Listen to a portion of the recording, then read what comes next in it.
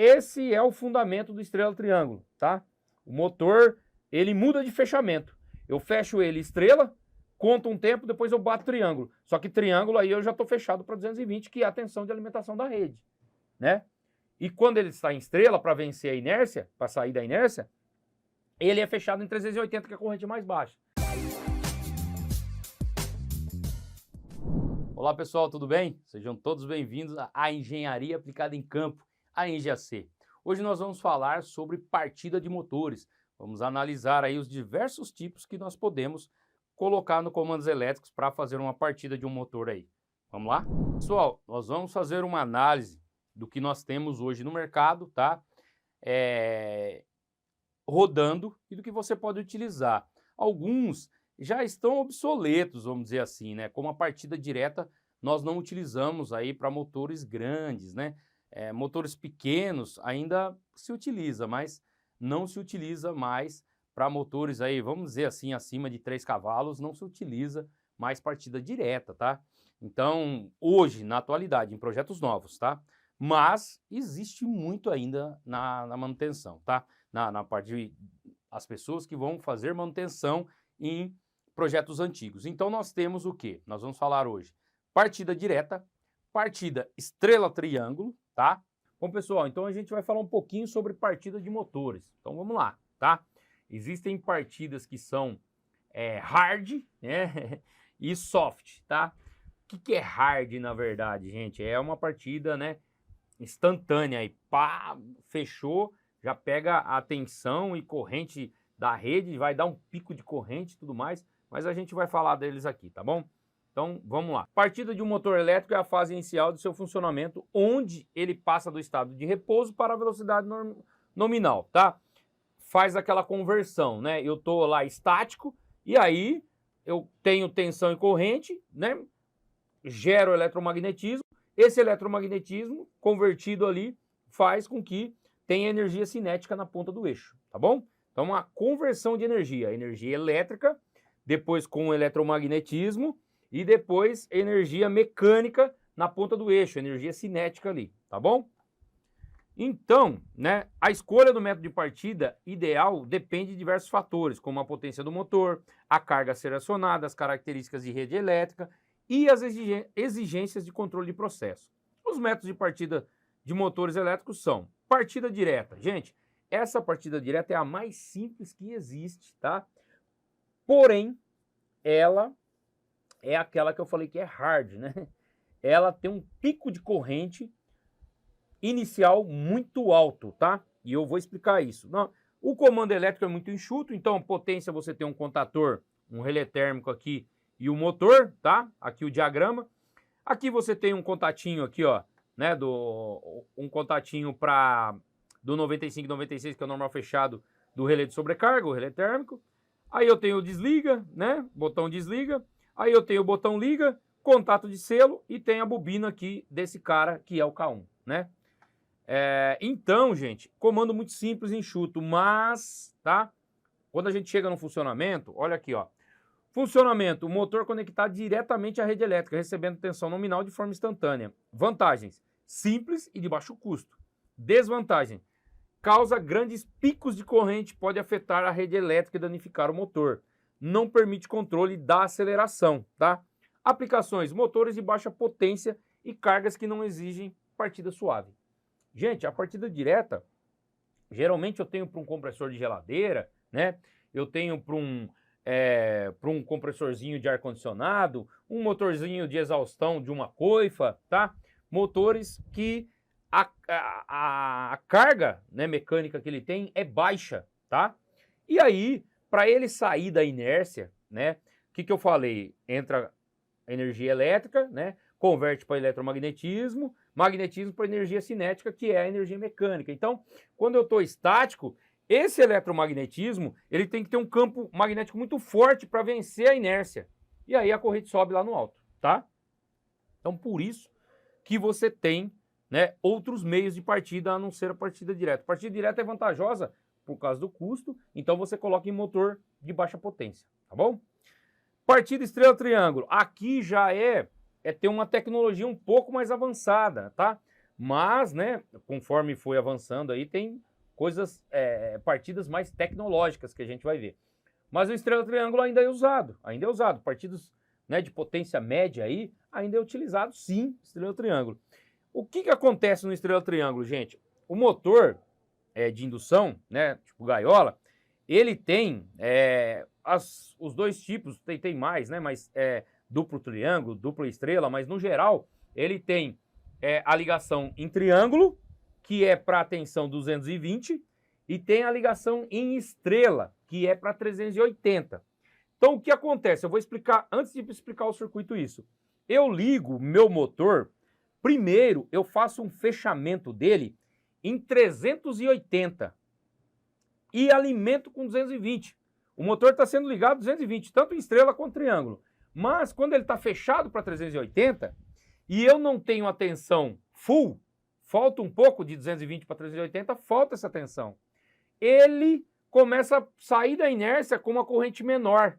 Quando eu fecho para 380, a corrente do motor é sempre menor que 220. Inversamente proporcional, né? Ó, não consigo nem fazer com os dedos aqui. Lembra que quando eu ligo em 380, a corrente é mais baixa. Quando eu ligo numa tensão mais baixa, a corrente é mais alta. Então, eu fecho ele para 380, a corrente é mais baixa, ele sai da inércia. E alimento ele com 220. Saiu da inércia, eu dou um tempo lá, 3 segundos, 5 segundos, eu já bato o triângulo. Aí ele já vai estar em movimento e vai ter uma partida mais suave, tá? Esse é o fundamento do estrela-triângulo, tá? O motor, ele muda de fechamento. Eu fecho ele estrela, conto um tempo, depois eu bato triângulo. Só que triângulo aí eu já estou fechado para 220, que é a tensão de alimentação da rede, né? E quando ele está em estrela, para vencer a inércia, para sair da inércia, ele é fechado em 380, que é a corrente mais baixa. Então ele parte numa corrente mais baixa, tá, pegou movimento, aí eu, né, fecho o triângulo e aí ele parte de potência total, tá bom? Então o que eu tenho aqui, ó? No circuitinho de potência eu tenho 3 contatores. Por que eu tenho 3 contatores, gente? O K1, ele sempre vai estar fixo nas pontas 1, 2 e 3, tá? Ou, né, W3, aqui no caso, W3, W2, V2 e U1, tá? Então o que acontece? Na verdade, tá com duas nomenclaturas, gente. Ponta 1, 2 e 3 do jeito que eu falei. É que tá com duas nomenclaturas. Ou o VW, né? Ou 1, 2, 3. Então, as pontas 1, 2, 3 ou o VW, elas sempre vão estar ligadas no K1. Beleza. Tá ligada no K1. Aí, o que eu tenho? Eu vou ter 2 outros contatores para fechar em estrela e para fechar em triângulo. No caso, o K2 está fechado em estrela, tá? Se você pegar a plaqueta do motor e ver o fechamento, você vai ver que se você alimentar 1, 2 e 3 com as fases, tá? E eu fechar, jampear as pontas 4, 5 e 6, é a ligação estrela, tá? Então o K1 ele fecha K1 e K2. Fechei estrela, tá? Aí eu alimento 1, 2 e 3, né? 4, 5 e 6, fica fechado as pontas no contator K2 aqui, ó. Ó, tá vendo que ele tá jampeado a saída dele aqui, ó? Beleza. Contou o tempo, esse K6 aqui é um temporizador, que eu posso colocar ele o tempo que eu quiser. Mas geralmente aí, né, eu coloco 3, 5 segundos no máximo. Tá, coloquei lá um tempo, tipo, contei lá, 1, 2, 3. Ele saiu da inércia, aí eu bato o triângulo. Ou 1, 2, 3, 4, 5. Bato o triângulo. Quando ele bater triângulo, o que vai acontecer? O K2 cai, tá? O K2 cai, abre e fecha o K3. Quando eu fecho o K3, se você olhar, né, no fechamento do motor, você jampeia as pontas, ó, segue o circuito aqui, ó. Se eu fechar as pontas 1 e 6 e alimentar com a fase R, é o fechamento triângulo, tá? Então eu fecho 1 e 6, né? Aí eu fecho aqui, ó, a 2 e 4, né? 1 e 6, 2 e 4 e 3 e 5. Então esse é o fechamento triângulo. Pode olhar em qualquer plaqueta de motor aí de indução gaiola que você vai ver esse fechamento. 1 e 6, 2 e 4 e 3 e 5. E é o que está fazendo o K1 e K2. Ele bate e fecha triângulo, tá, gente?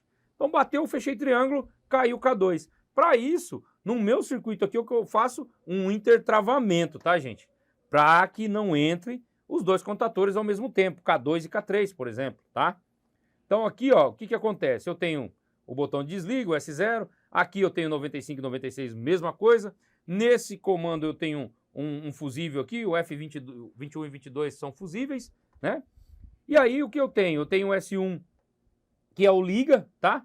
Liga, gente, não tem um botão que eu bato estrela, triângulo na mão, é automático. Então eu ligo, ele parte em estrela, depois ele conta o tempo e o próprio temporizador já faz chaveamento. Cai o K3 e coloca o K2, tá?